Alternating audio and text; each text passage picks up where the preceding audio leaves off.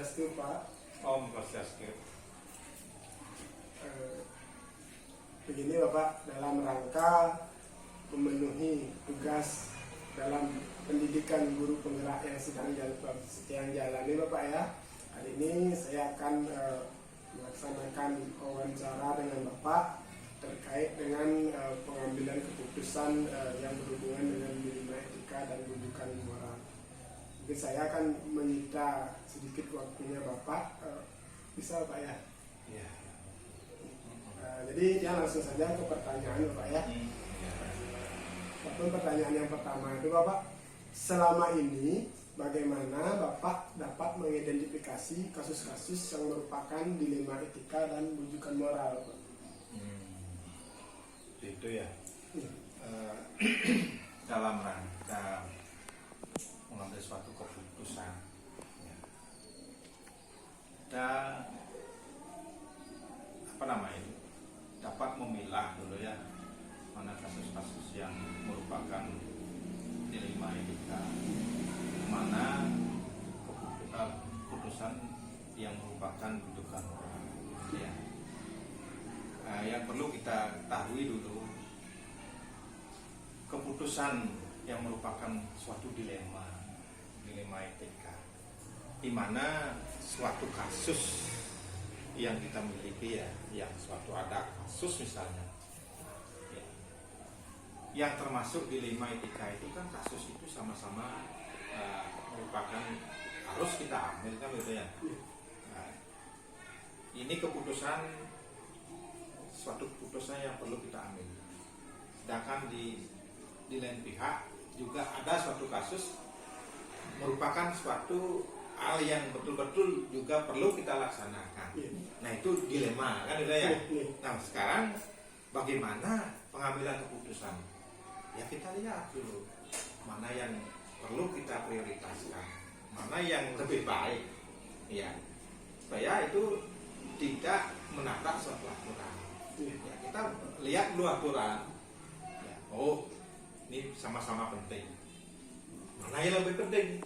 Nah itulah yang kita perlu putuskan ya, itu dilema ya. Nah sekarang ada yang disebut dengan apa tadi namanya, bujukan moral ya, bujukan moral.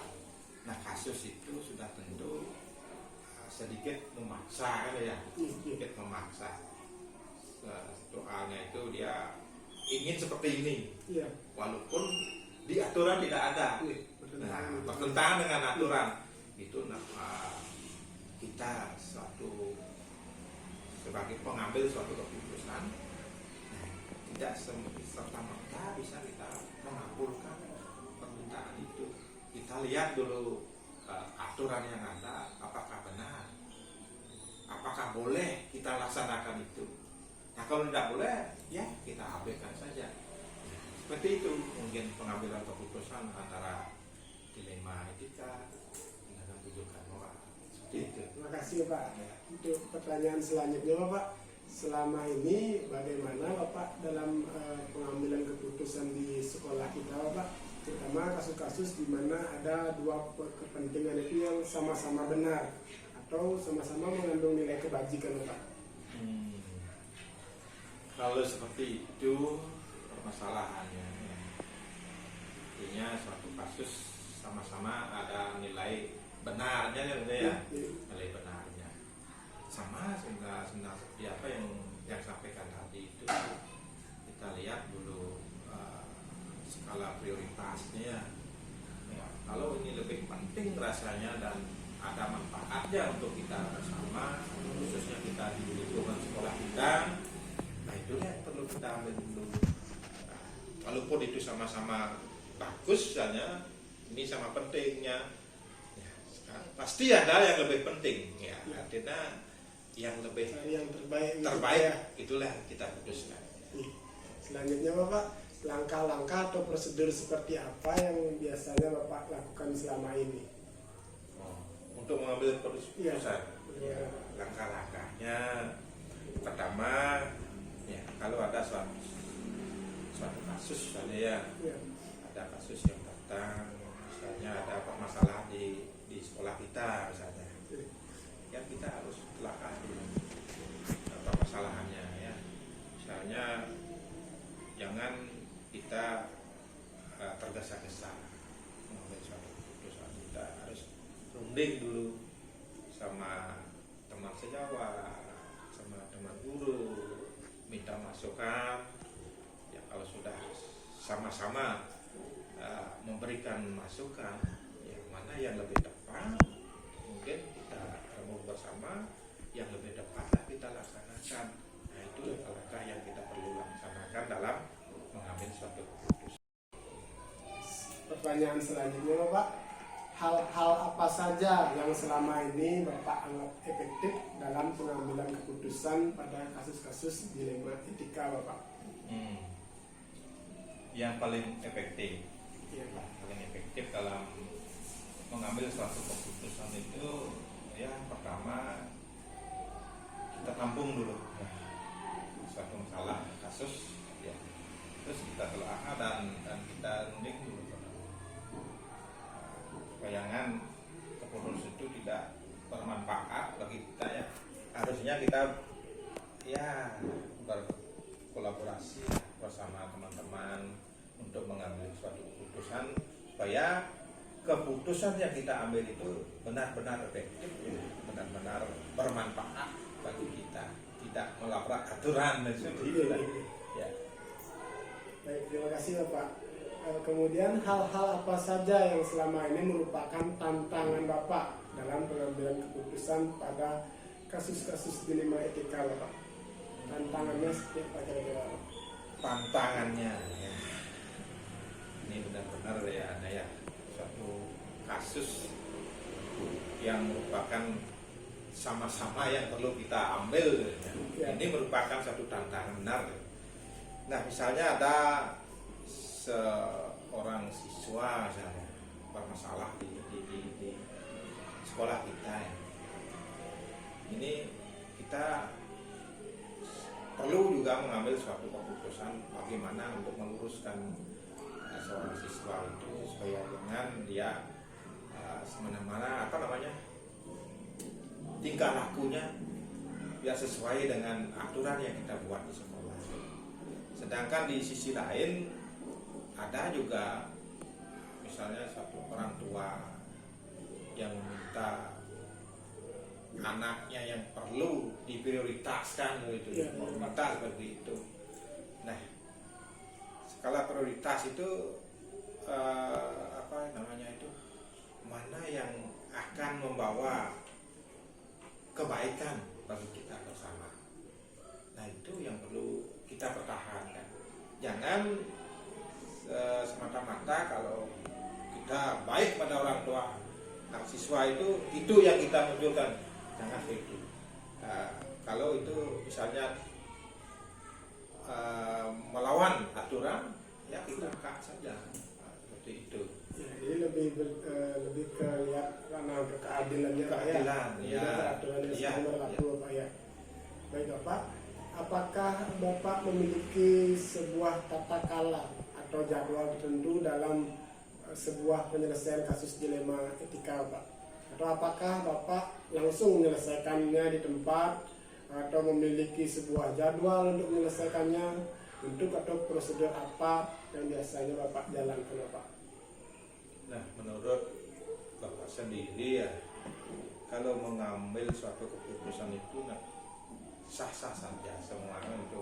Kalau kita ambil seketika, ya sebenarnya boleh saja. Tapi menurut Bapak ya, nah ini perlu kita telaah dulu. Ya. Ya, kita telaah dulu. Jangan-jangan kita salah mengambil keputusan gitu ya. Nah, nanti kita runding sama teman. Kalau sudah pas waktunya kita sudah bisa mengambil ya karena itu saran-saran dari teman juga masukan-masukan kita gabung satukan ya baru kita waktu-waktu tentu itu baru kita susun keputusan itu. Oh ini rasanya sesuai dengan aturan. Kesimpulannya dalam mengambil sesuatu keputusan itu kita perlu waktu, tidak tergesa-gesa, supaya dengan aturan itu tidak ada gunanya nanti artinya keputusan itu gitu. Dan dapat keputusan yang terbaik. Terbaik ya, gitu. Perlu waktu lah gitu. Adakah seseorang atau faktor-faktor yang selama ini mempermudah atau membantu Bapak dalam pengambilan keputusan dilema etika? Iya, ini jelas sekali. Ini jelas. Kita namanya saja kita berkeluarga ya, kita di SD 3 PJN ini ya, Pak antara teman-teman guru semua itu merupakan suatu keluarga ya, keluarga besar. Ini perlu aja berdiskusi, berunding, karena teman-teman kita misalnya Pak Mayan, ya Pak Edi misalnya itu banyak memberikan masukan, ya itu yang apa namanya itu dalam mengambil keputusan itu dapat meringankan bagi Bapak mengambil suatu keputusan, ya sehingga keputusan yang kita ambil merupakan keputusan kita bersama, walaupun Bapak sebagai kepala sekolah yang menandatangani suatu keputusan itu gitu. Ini artinya lahir dari kebersamaan kita seperti itu. Saya sendiri sebagai gurunya Bapak juga merasakan bagaimana prosesnya Bapak ketika mengambil keputusan itu kami selalu dilibatkan. Ya, Terima kasih seperti itu. ya. Kemudian dari semua yang telah Bapak sampaikan tadi itu Bapak, pembelajaran apa yang Bapak dapat petik dari pengalaman Bapak di dalam mengambil keputusan dilema etika ini?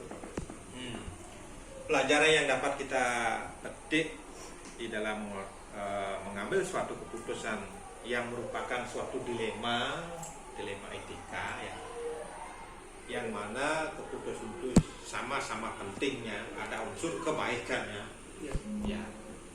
Disinilah kita harus menerapkan suatu ketegasan. Kita harus tegas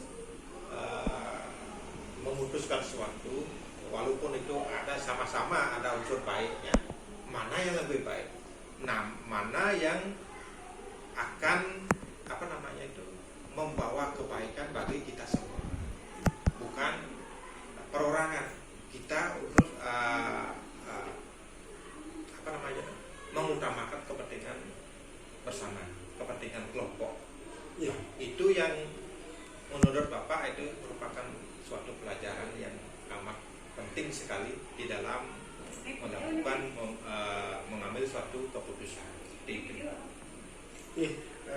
Hanya itu pertanyaan-pertanyaan yang saya sampaikan pada Bapak, dan semua pertanyaan sudah Bapak jawab, dan menurut saya dapat memberikan ilmu tambahan, pengetahuan untuk saya terapkan nanti pada proses pembelajaran gitu Bapak ya.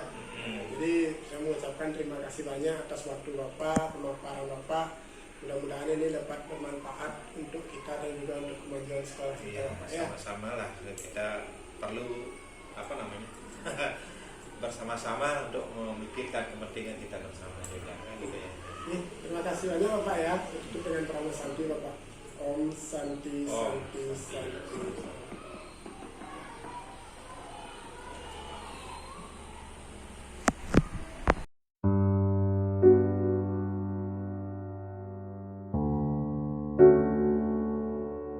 Om Swastiastu. Om Swastiastu. Selamat pagi Ibu. Selamat pagi. Ini atas izin Ibu, yang hadir ke sini, kita sudah teleponan tadi Ibu ya. Yang akan meminta waktu Ibu sebentar untuk melakukan sesi wawancara dalam rangka yang menjalani atau mengerjakan tugas di pendidikan guru penggerak gitu ya. Ini wawancaranya berkaitan dengan pengambilan keputusan yang berkaitan dengan dilema etika dan rujukan moral boleh. Jadi mungkin yang akan minta waktunya Ibu, tidak apa-apa Bu ya. Ini kita langsung saja Bu ya. Yang pertama itu Bu, selama ini bagaimana Ibu mengidentifikasi kasus-kasus yang berkaitan dengan dilema etika atau rujukan moral yang ada? selama Ibu jadi kepala sekolah di SD 1 Pujon Kamil ini sudah tentunya banyak kasus yang terjadi. Ini diantaranya kasus dilema etika dan rujukan moral. Nah, di sini ada kasus yang berbeda. Kasus berbeda itu yang kalau yang dilema etika ini sudah tentunya keduanya harus benar, tapi harus diputuskan. Harus diputuskan. Nah, di sini contohnya misalnya kalau guru ini juga mereka adalah bagian dari anggota masyarakat dan biar mereka juga harus melaksanakan pembelajaran di sekolah. Kalau di masyarakat mereka misalnya ada kesibukan, itu mereka minta izin untuk menyelenggarakan kegiatan di masyarakat, itu kita harus putuskan biar semuanya terakomodir. Izinnya bisa, tapi pelaksanaan pembelajarannya bisa terlaksana. Itu tentang dilema etika. Di sini sudah tentunya dibutuhkan ketegasan yang pertama. Terus yang kedua itu masalah rujukan moral. Rujukan moral di sini tidak bisa ditoleransi karena sesuai dengan ini bahasanya itu rujukan moral, sudah tentunya di sini ada yang kepentingan pribadi yang harus dipenuhi. Selama kepentingan pribadi yang harus dipenuhi, kalau kepentingan pribadi sudah tentunya akan merugikan banyak orang. Nah, di sini tidak bisa ditoleransi. Di sini tetap diputuskan harus sesuai dengan aturan yang berlaku. Ya, seperti itu. Selanjutnya Bu ya, bagaimana Ibu dalam menjalankan pengambilan keputusan di sekolah Ibu, terutama untuk kasus-kasus yang kepentingannya itu keduanya benar Bu, atau keduanya itu mengandung nilai-nilai kebajikan. Bagaimana Ibu mengambil keputusan itu? Dalam mengambil keputusan semuanya benar, di sini keduanya benar, sudah tentunya ini termasuk dilema etika. Ini harus dipikirkan secara matang. Yang pertama itu kita harus telaah dulu masalahnya. Setelah ditelaah kita berkolaborasi dengan guru-guru sudah tentunya di sekolah, karena semuanya tidak bisa kita putuskan sendiri. Dan kalau disempatkan waktu untuk mengadakan rapat dan minta ide-idenya mereka bagaimana caranya untuk menyelesaikan masalah tersebut. Setelah dapat ide-ide itu baru diputuskan. Kemudian langkah-langkah atau prosedur seperti apa yang biasa Ibu lakukan selama ini Ibu?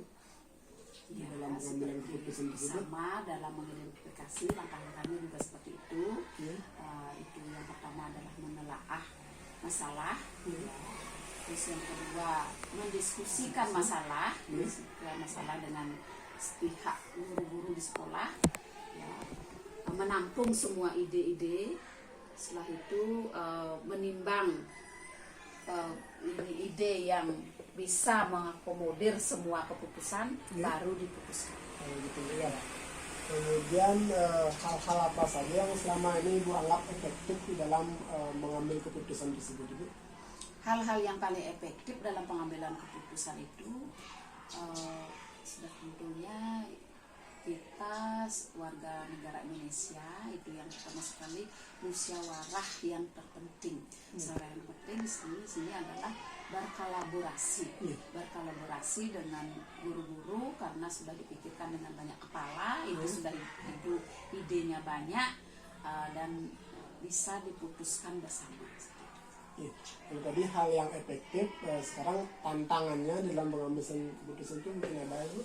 Banyak tantangannya, apalagi di sini tentang keputusan dilema etika. Dilema etika sudah tentunya di sini kita tidak bisa memuaskan semua pihak, karena keduanya benar. Pasti harus kita ada yang pihak yang tidak dipuaskan, tapi tidak apa-apa karena keputusan itu sudah bisa mengakomodir sebagian besar pihak, itu tidak apa-apa. Itu biasa dalam pengambilan keputusan, yang penting ketegasan yang terpenting. Dalam mengambil keputusan itu, apakah Ibu memiliki sebuah jadwal Bu di dalam menyelesaikan kasus-kasus dilema etika? apakah Ibu langsung itu menyelesaikannya di tempat atau Ibu ada agenda atau jadwal untuk menyelesaikan, atau bentuk prosedur apa yang biasanya Ibu jalankan dalam pengambilan keputusan itu?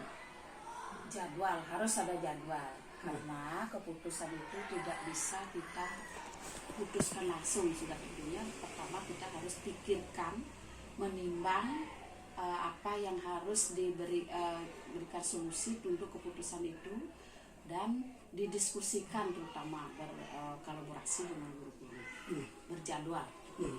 Kemudian adakah seseorang, Bu, atau faktor-faktor apa yang selama ini mempermudah, membantu Ibu di dalam pengambilan keputusan tersebut? Ya, tentu sekali kalau di sekolah kita mengambil keputusan, kami kepala sekolah di sini mengambil keputusan dengan semua guru. Artinya berkolaborasi dengan guru-guru, dengan pihak sekolah, bila perlu dengan komite sekolah, untuk mendapat keputusan yang tepat. Kemudian pertanyaan terakhir ini, Bu, ya, dari semua hal yang sudah Ibu paparkan tadi, kira-kira pembelajaran apa yang Ibu dapat petik dari pengalaman Ibu selama melakukan proses pengambilan keputusan tersebut, Ibu?